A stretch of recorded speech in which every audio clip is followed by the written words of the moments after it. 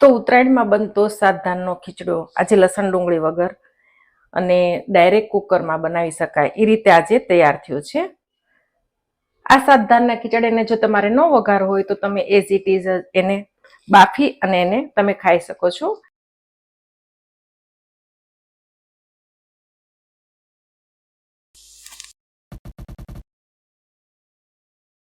સાતધાનનો ખીચડો બનાવવા માટે આપણે છે એના માપ લઈશું ધાનના.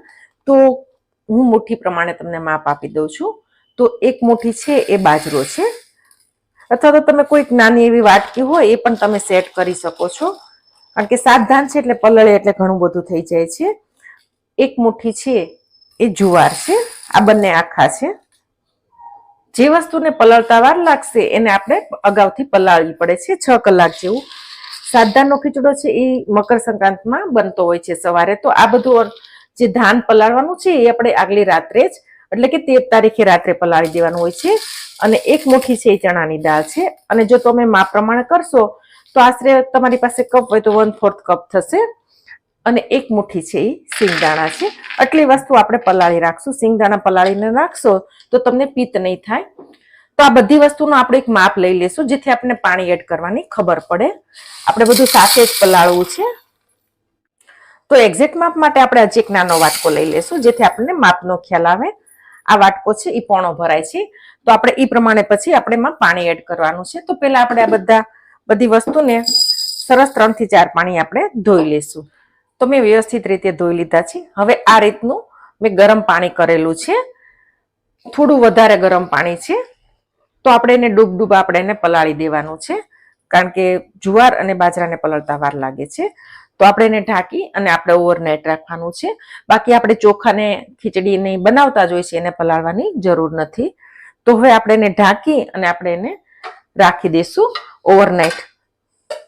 તો જુવાર અને બાજરો અને ચણાની દાળ આપણે એને 6 કલાક માટે પલાળી લીધી છે અને ગરમ પાણીમાં પલાળી છે અને એકદમ સરસ પલળી ગઈ છે. તમે આ રીતે કરશો તો એના ફાડા થઈ જાય છે આ રીતે. તો હવે આપણે આનું પાણી નિતારી અને આપણે આને સરસ પેલા એક વખત ધોઈ લેશું ત્રણેય વસ્તુને. તો આપણે બાજરો, જુવાર અને ચણાની દાળ 3 ધાન પલાળ્યા છે. હવે બાકીને આપણે જે છે એ મગની દાળ છે, ફોતરાવાળી છે, એ એક મુઠ્ઠી લેશું. તુવેરની દાળ છે એ પણ એક મુઠ્ઠી લેશું. આ બધી વસ્તુને ડાયરેક્ટ સીટી કરીએ છીએ આપણે ખીચડી બનાવીએ ત્યારે અમસ્તી ચડી જાય છે, એટલે આને અગાઉથી પલાળવાની જરૂર નથી. અને ઘઉંના ફાડા છે, એકદમ ઝીણા છે. આ ઝીણા છે એ પણ એક મુઠ્ઠી લઈ લેશું. ચોખા છે આપણે 2 મુઠ્ઠી લેશું. તો 3 આ અને 4 આ ટોટલ આપણા 7 ધાન તૈયાર થઈ ગયા છે. હવે આપણે એને 2 થી 3 પાણી આપણે એને ધોઈ લેવાના છે. એ પેલા આપણે એનું માપ લઈ લેશું. આ જે 3 ધાન છે એ પોણો વાટકો છે ને આ પણ પોણો વાટકો છે. તો આપણે એ રીતે આને પણ ધોઈ લઈશું. તો એક કુકર લીધું છે અને આપણે પલાળેલા ધાન અને દાળ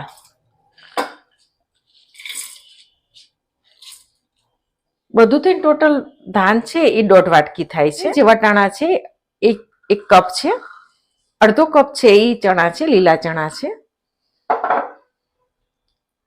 1 કપ છે એ તુવેર દાણા છે અને અડધો કપ છે એ મકાઈના દાણા છે, કાચા છે, એડ કરી દઈશું. 1 તમાલપત્ર અને તજ તમે આમાં ઉકાળશો તો આની સુગંધ આમાં એકદમ સરસ થઈ જશે. 1 નાની ચમચી છે મીઠું છે. તો ટોટલ આપણે 1.5 વાટકી ધાન થયું છે અને દાણા છે. તો આપણે એનું ડબલ પાણી એડ કરશું.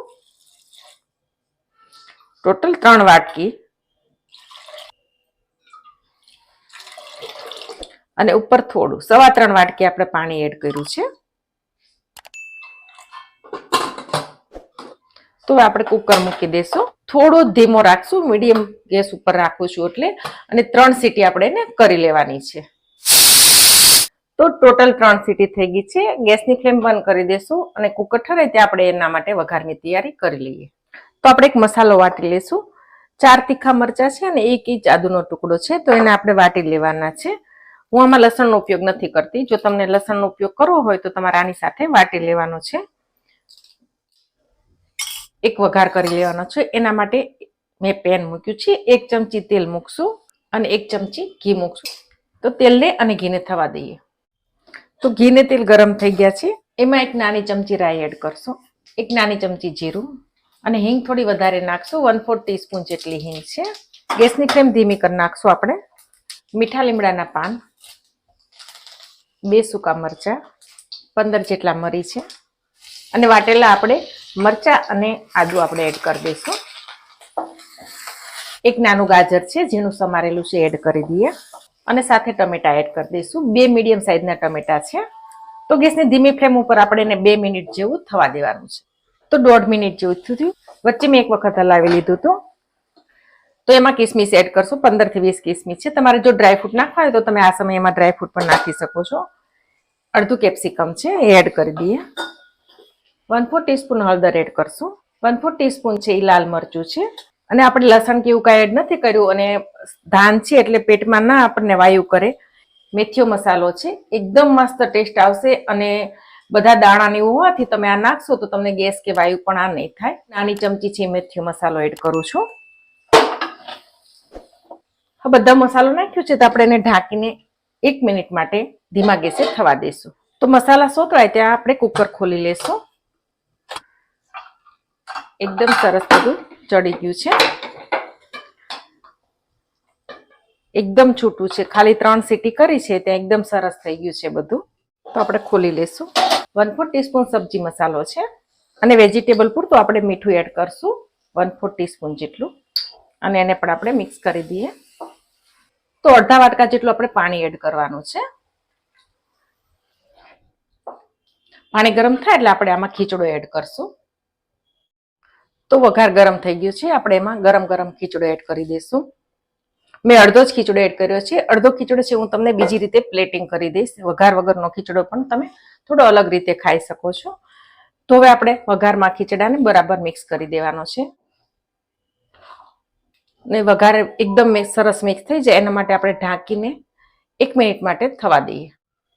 તો 1 મિનિટ થઈ ગઈ છે, આપણે ખોલી લેશું. આપણે થોડી ધાણાભાજી એડ કરશું અને આપણે જે કોરો રાખ્યો છે એનું પણ અલગ રીતે પ્લેટિંગ કરશું. વઘાર્યા વગરનો પણ એકદમ મસ્ત લાગે છે. તો આપણે 7 ધાનનો ખીચડો બનીને તૈયાર થઈ ગયો છે. તો ઉત્તરાયણમાં બનતો 7 ધાનનો ખીચડો છે. આ 7 ધાનના ખીચડાને જો તમારે ન વઘાર હોય તો તમે એઝ ઇટ ઇઝ એને બાફી અને એને તમે ખાઈ શકો છો.